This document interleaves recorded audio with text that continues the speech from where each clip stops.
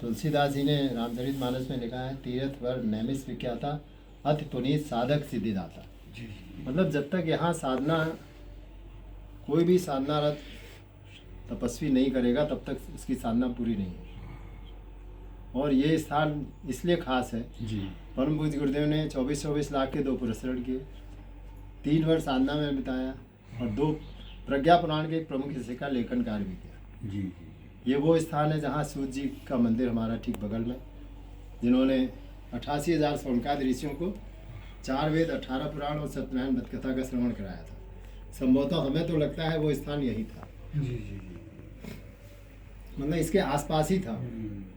और अब परम पूज्य गुरुदेव की प्रेरणा देखिए कुछ ऐसी थी, मतलब एक बहुत ही गूढ़ है ये।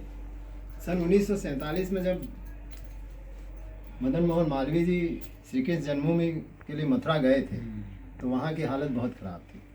उन्होंने एक ट्रस्ट बनाया, क्योंकि परम पूज्य गुरुदेव ने उनसे दीक्षा ऑलरेडी ले ही थी, तो वो उनके सानिध्य में थे।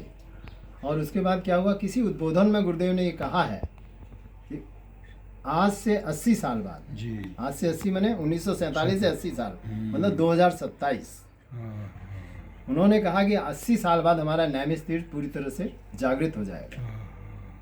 तो अब आप समझ सकते हैं कि जो हमारी 2026 में हमारे 3 ये कार्यक्रम, जिसमें कि परम पूज्य गुरुदेव की साधना की शताब्दी, जी। परम वंदनीय माता जी की शताब्दी, जन शताब्दी और अखंड ज्योति की शताब्दी के बाद जो 2026 से 2050 का जो 24 साल का फिर से एक वो बना है, उसमें पहला लोकार्पण शायद गुरुदेव नैमिषी का करना। निर्माण कार्य भी शुरू हो ही गया है। निर्माण शुरू हो गया, गुरुदेव की लीला है सब, बिल्कुल समय पे हो जाएगा सब।